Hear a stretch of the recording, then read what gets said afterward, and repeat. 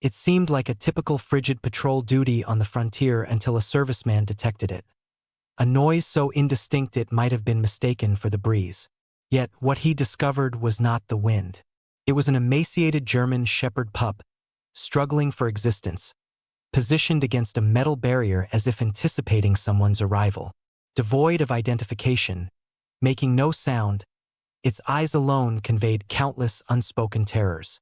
The subsequent actions of that soldier not only violated every regulation but also brought to light a concealed truth, ignited a widespread public awakening, and forged a connection destined to alter both their existences permanently.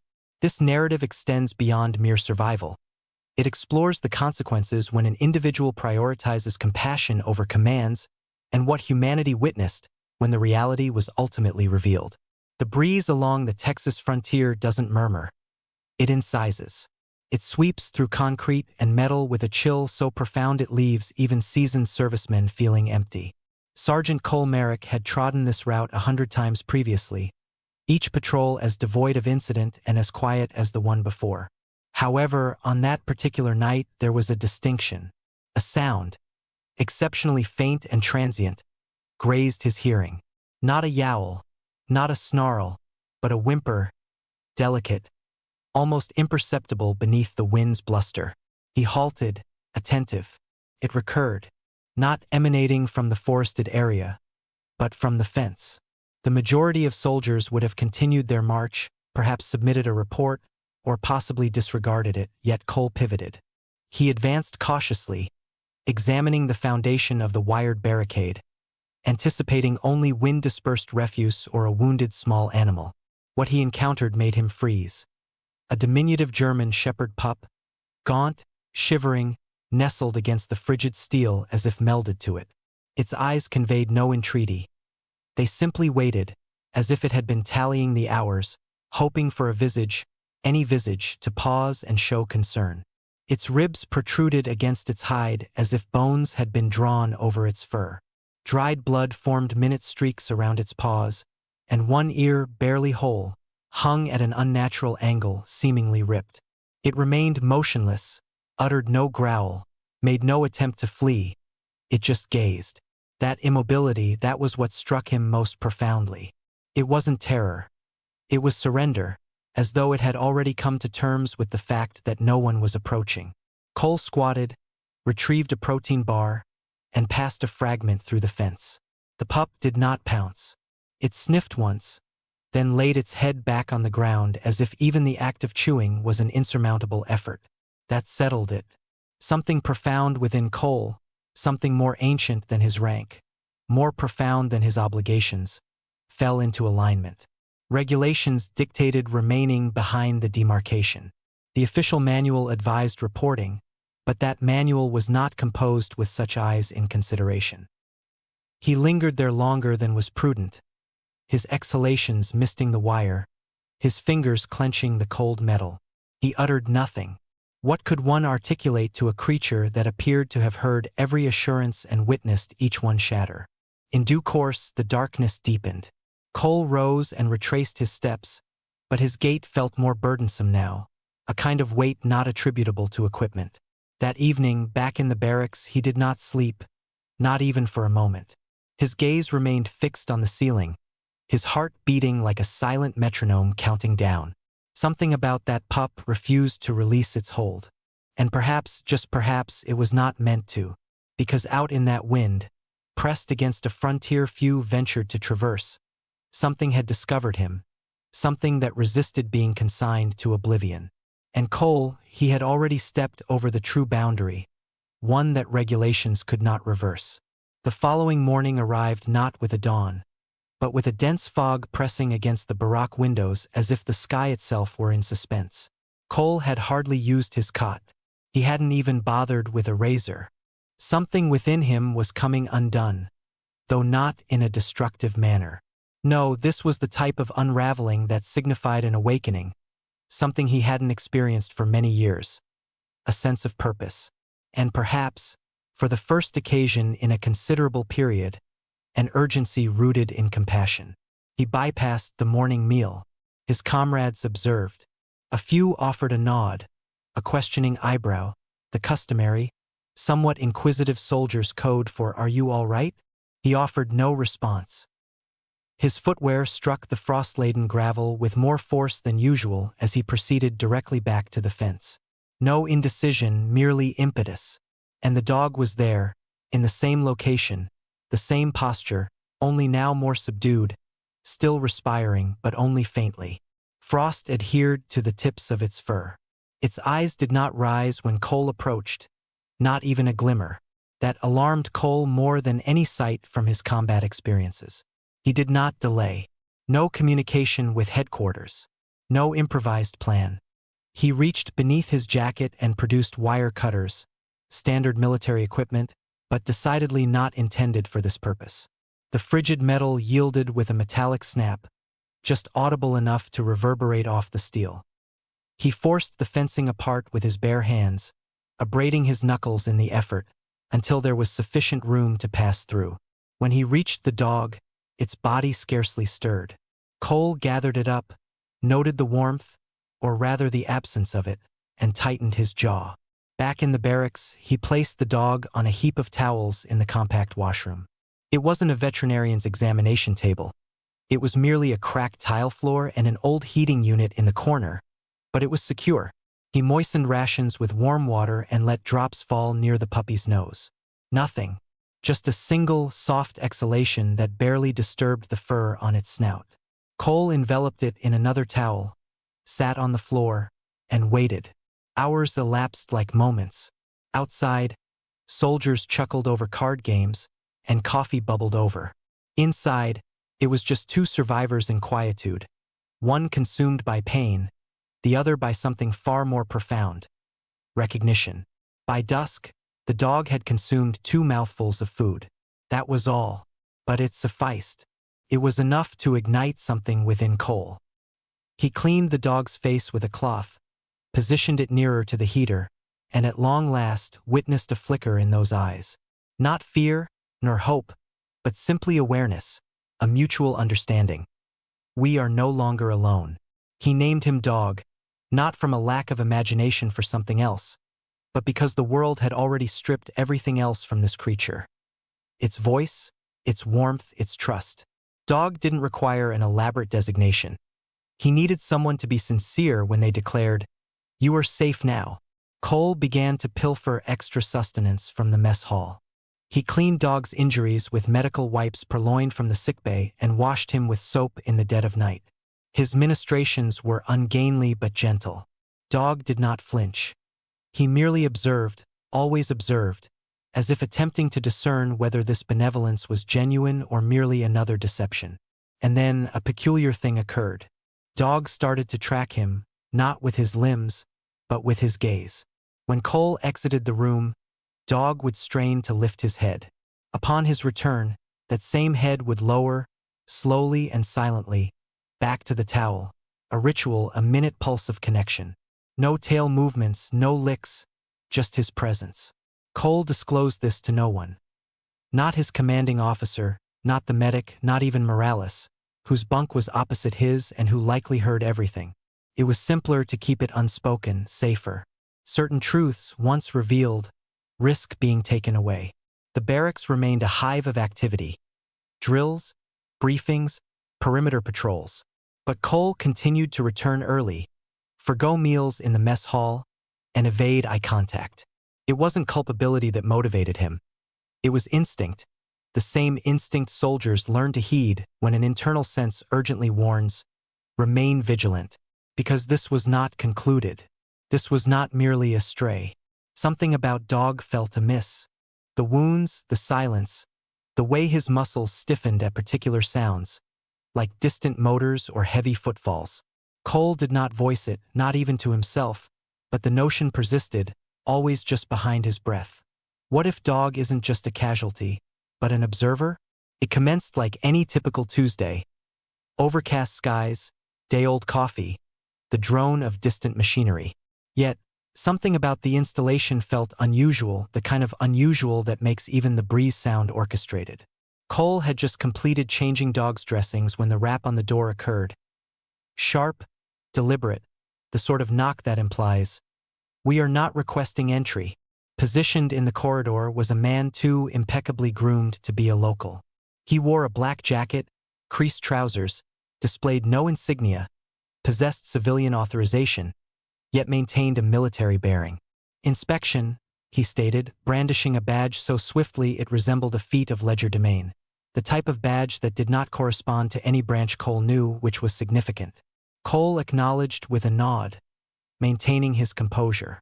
Room is orderly, equipment secured, no infractions. But the man offered no reply, simply entering as if he commanded the very atmosphere. His gaze swept over everything. The unmade cot, the partially filled duffel bag, the floor still moist from the towel beneath Dog's, now empty crate. Cole's stomach plummeted. From the laundry area came the faintest, most impeccably timed cough. Not human, not loud, but sufficient.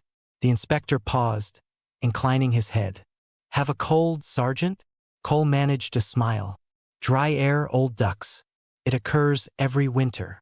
The man tarried for a moment too long, then nodded once, as if they had engaged in a silent game of chess and he was conceding this round to Cole out of commiseration. After his departure, Cole secured every door in the barracks twice, then retrieved Dog from beneath the laundry basin, still enveloped in a blanket. Dog did not bark, nor did he whimper. He merely looked up at him, his eyes placid but remote, as if he had encountered individuals like that man previously, and not in a formal, professional capacity, but more akin to being pursued by them. Cole attempted to dismiss it. Perhaps it was inconsequential. Perhaps he was merely succumbing to paranoia. But that delusion rapidly disintegrated. At 0300 hours, vehicle lights appeared beyond the restricted perimeter fence.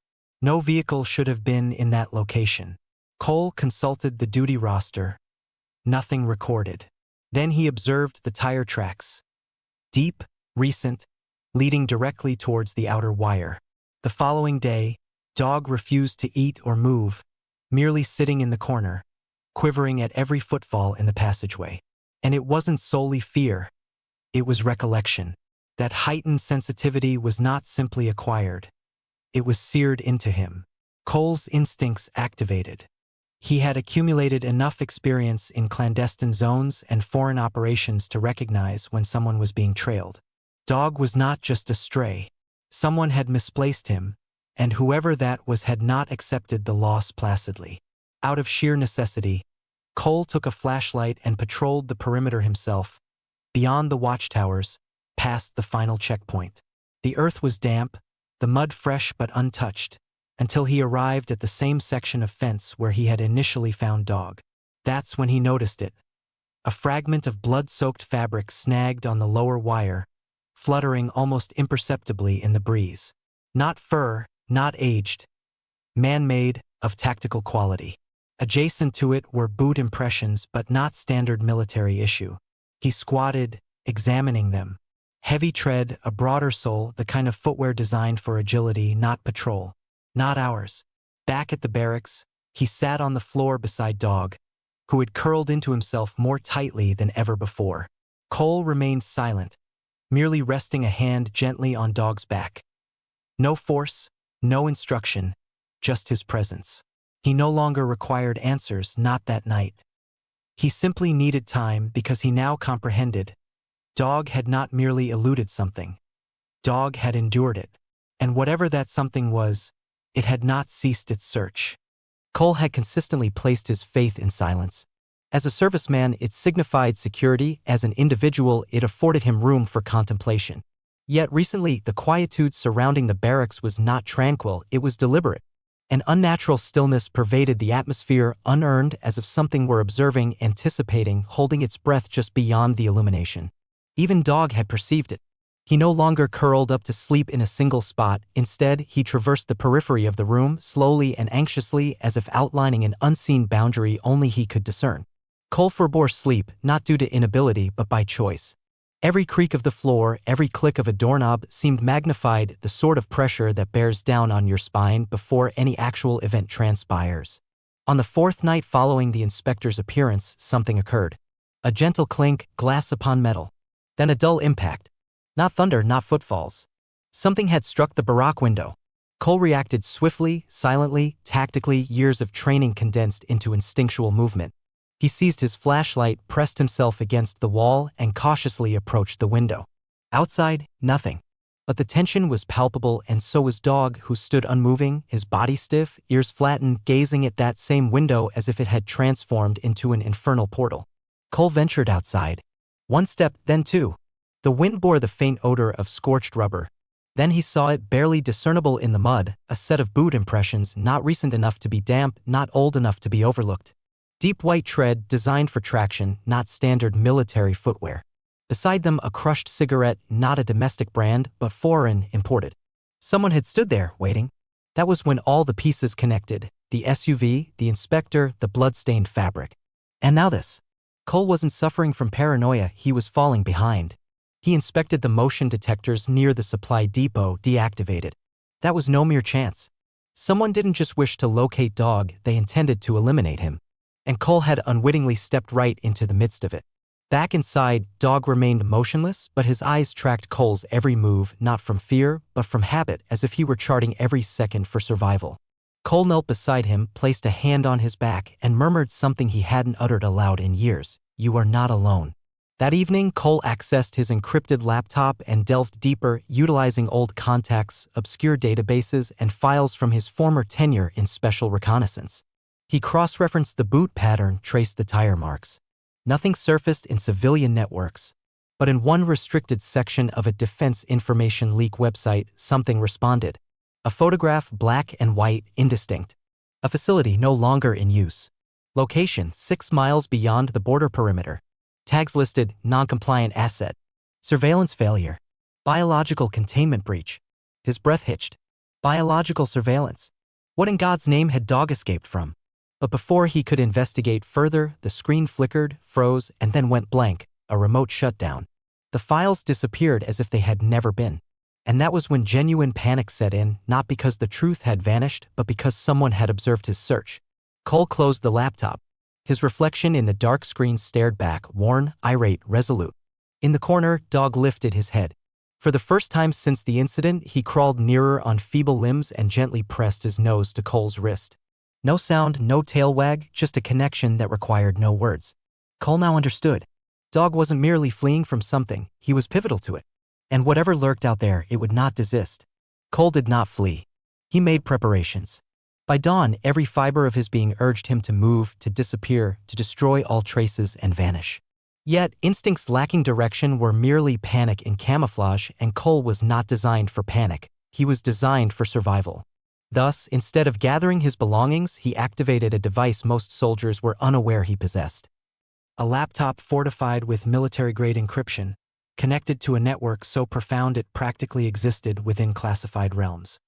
He typed rapidly, accessing the shadowed recesses of government records, places where silence resonated more loudly than any news report. He avoided searching for Dog directly, as that would be too easily detected. Instead, he sought the imprint, the telltale sign left when something potent breaks free and an attempt is made to conceal it. It did not take much time. A concealed operations file from 2 weeks prior. Location: 6 miles from the base. Status: decommissioned following a breach. No names, no logs, only 3 chilling phrases. Non-compliant asset. Sensory alteration trials. Biocontainment failure. His pulse quickened. Sensory alteration. He turned to Dog, still curled up, but now with his head resting on the inside of Cole's boot. That twitch in his ears at the sound of certain vehicles, the frozen horror at the sound of footsteps, the way he reacted to radio frequencies not even amplified. Dog hadn't merely been fleeing torment. He had withstood it. Cole investigated further, and what he uncovered was not science. It was atrocity disguised by authority. The experiments were part of an unsanctioned trial intended to enhance operational instinct in K-9 field units. In simpler terms, to transform dogs into living detection systems. Not with compassion, not with dignity, but with drugs, implants, and conditioning that would compel any principled veterinarian to discard their instruments in disgust. And Dog. The records indicated only one subject unaccounted for. One that had eluded containment after the facility was evacuated, and the remaining assets neutralized. Cole leaned back, his throat dry. The government hadn't misplaced a dog. They had engineered a weapon, lost command of it, and were now pursuing it to obliterate their error. The lights wavered, and then his screen went dark. The laptop didn't malfunction. It simply ceased to exist. Files expunged, memory cleared, a remote termination by someone monitoring the very same system. Cole rose, his chair grating against the floor, his hand instinctively moving towards the loaded firearm he hadn't required for weeks. He checked the door, locked. The window clear. But paranoia doesn't announce its arrival.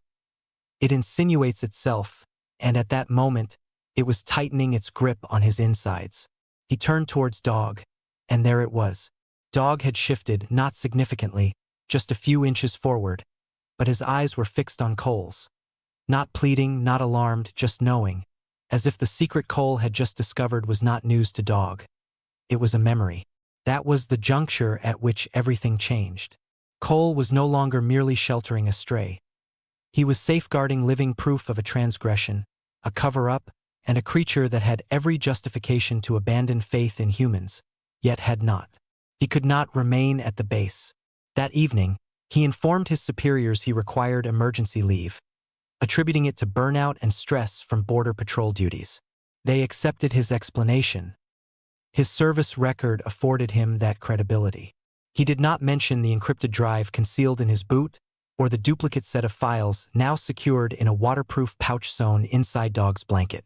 By nightfall, Cole was operating an old army vehicle with civilian license plates traveling north, far north. He bypassed checkpoints, completed no forms. He drove through the Texas dust as if the road itself owed him its silence. 12 hours later, they arrived in a fog-enshrouded town in the Ozarks. Eureka Springs, Arkansas, small, secluded, secure for the time being. He had an acquaintance there, a former intelligence analyst who had become a clockmaker, a man indebted to him enough not to probe with questions.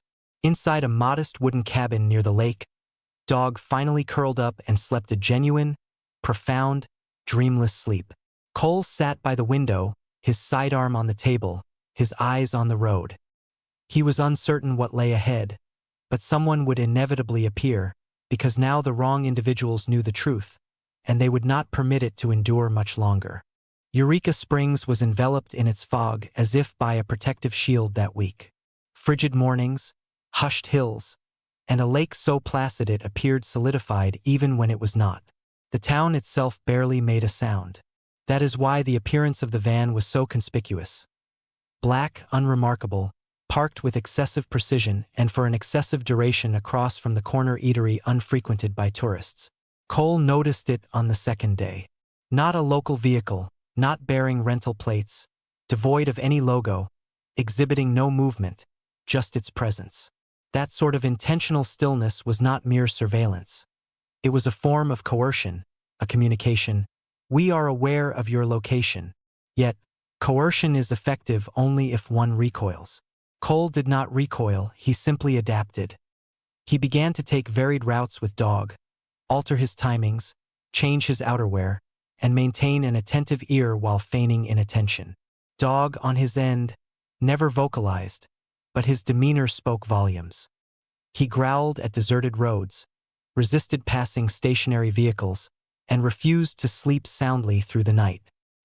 He was recalling again, and this time, the recollections were more resonant than the surrounding quietude.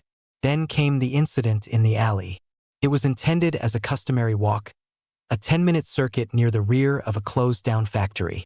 Cole favored it for the reverberations. Echoes revealed footsteps. Except on this occasion, the echo was not his own. Two individuals moved through the fog as if they were native to it. Silent, swift, exact.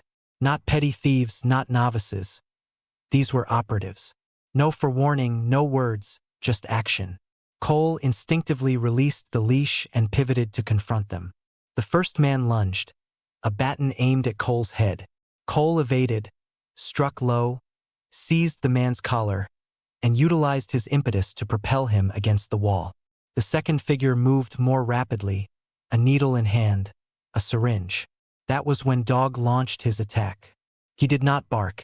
He charged at full velocity, all fangs, pure ferocity. He struck the second assailant with such force that both collided with the dumpster.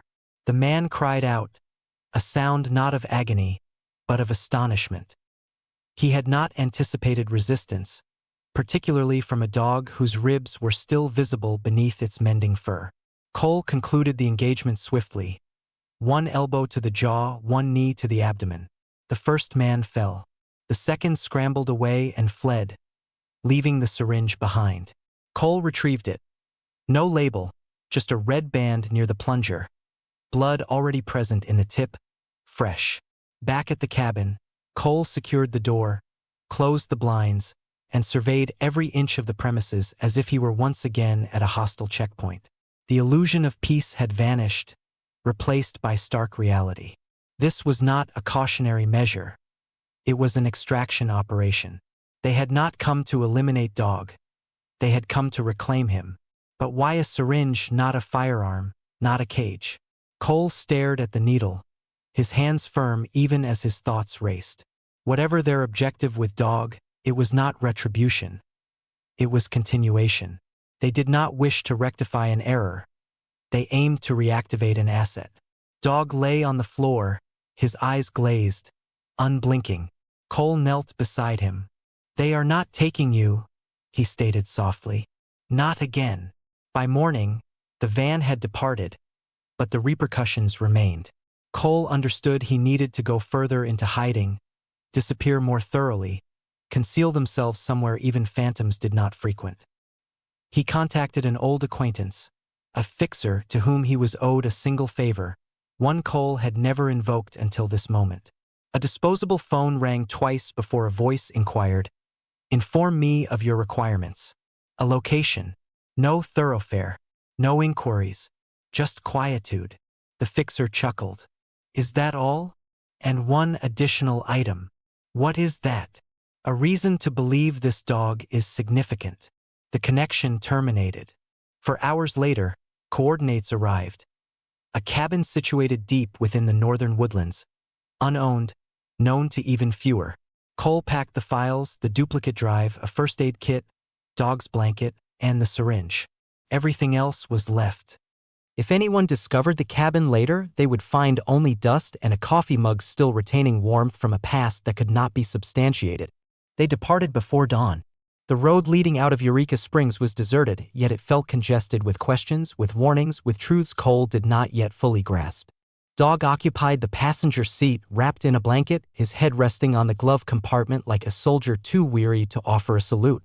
Cole did not know where the next road would lead, but he was certain of one thing. This was no longer about concealment, it was about revelation. The northern woodland possessed a quietude so profound it seemed to resonate. Pine trees stood like guardians, mist winding through them like respiration. Cole had arrived at the designated location, a remote cabin bordered by thick forest, single-lane unpaved roads, and no cellular service.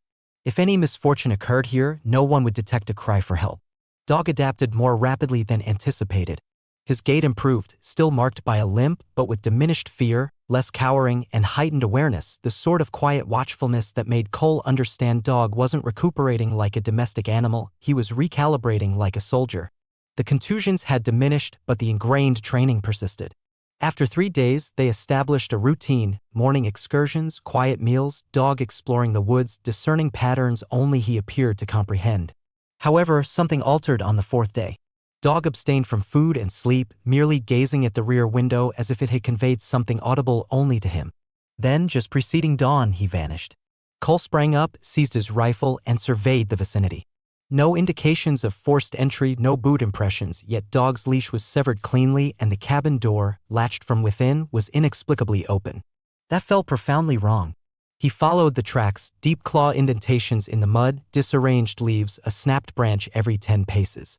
Dog wasn't fleeing, he was guiding, and whatever had stirred within him had assumed command, not panic, but purpose.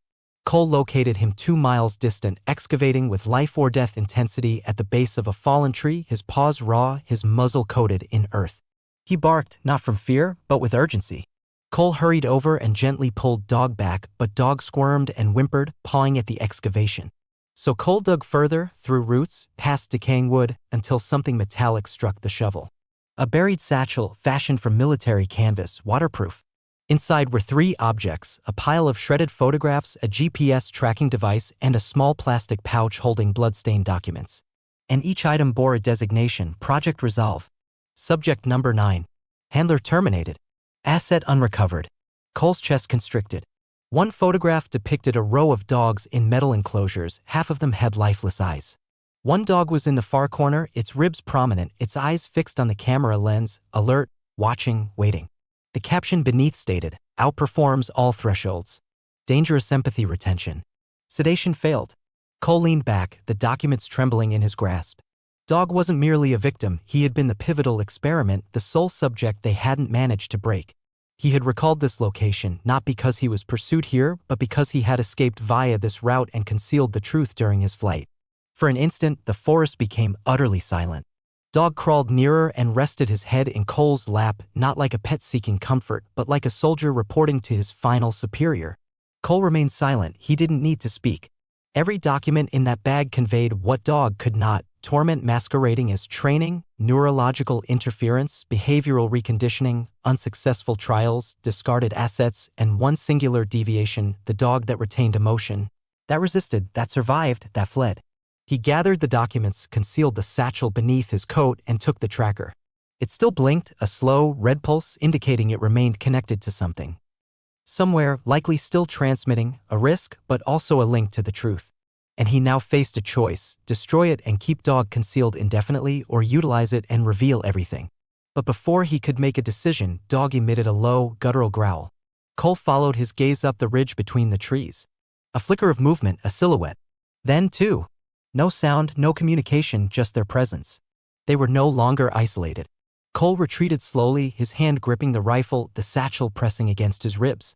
Dog did not bark, he simply stood, his shoulder brushing against Cole's leg, prepared to confront whatever had finally overtaken them. They did not flee, they disappeared deeper into the woods. The dynamic had shifted. The pursuer now possessed fangs. And the pursued, he possessed evidence. The ensuing 48 hours progressed like a pulse trapped within a clenched hand. Cole did not sleep, Dog did not rest. The forest no longer provided sanctuary, it felt like the ultimate arena, one final turn before the world either consigned them to oblivion or awakened. Cole understood that fleeing would not resolve the situation, one does not evade shadows equipped with satellites. Consequently, he altered his approach. He contacted the sole individual capable of penetrating the din and compelling the nation to pay attention: Riley Amaze, an independent journalist, former war correspondent.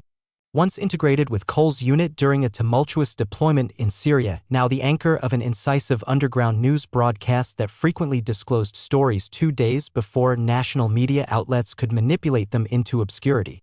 Their rendezvous occurred in an inexpensive motel situated off an unpaved road in Missouri. Windows were obscured, cellular phones remained in the vehicle, Dog stayed beneath the bed, his gaze fixed on the door. Riley appeared worn, a hooded sweatshirt, dark circles under her eyes, the same intense stare that had once unsettled generals. Yet, when Cole placed the satchel on the table and produced the photographs, her silence became profound. "You are not merely informing me that they tortured military canines," she murmured. "You are telling me they engineered one and he endured it?" Cole offered no reply, none was necessary.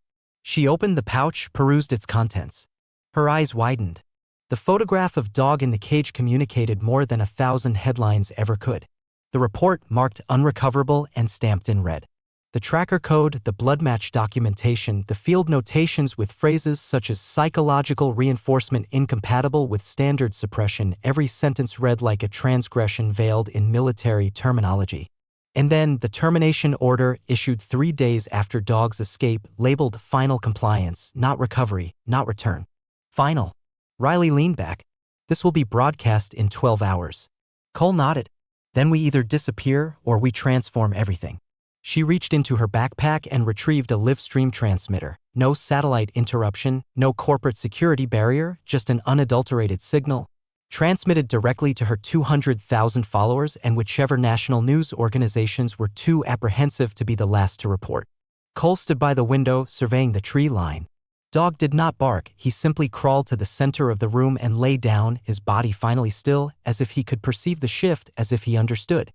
This was the moment the world would at last witness what had been done to him. The broadcast commenced at midnight. Within an hour, the hashtag dog deserves justice was trending globally. By morning, major news outlets had taken up the story. By noon, military representatives denied any participation. But the documents were unequivocal, the timestamps authentic, and the public incensed. People saw what dog had suffered, what he had borne in silence. Photographs inundated the internet, soldiers with their service dogs, veterans narrating missions where their canine companions had saved them, parents sharing accounts of dogs rescuing children from fires. The world did not merely unite behind Dog. They united behind what he represented. Unwavering loyalty, voiceless suffering, survival without retribution. 2 days later, a congressional inquiry was compelled to convene. Subpoenas were issued. Retired officers were summoned to press conferences. One anonymous informant even disclosed the existence of other, similar programs. Terminated after Dog's escape demonstrated that emotions were not a vulnerability but a form of resistance. And Cole, he remained out of the spotlight. He and Dog returned to Eureka Springs, not as outcasts, but as witnesses whom the world had finally chosen to credit. The cabin was still there, undisturbed, tranquil. But the silence was different now. It was no longer fear, it was serenity. Dog stood by the lake, stronger now, his eyes brighter, his fur thicker. He did not limp, he ran, not away but towards the water, towards liberty, towards a world that at last understood him. Cole sat on the porch, observing him. No words, no commands, just that enduring, invisible connection between a warrior and his companion. Two fractured souls who had discovered healing not in clamor, but in each other. And maybe that was the essence of it all along. Some narratives are not about heroes.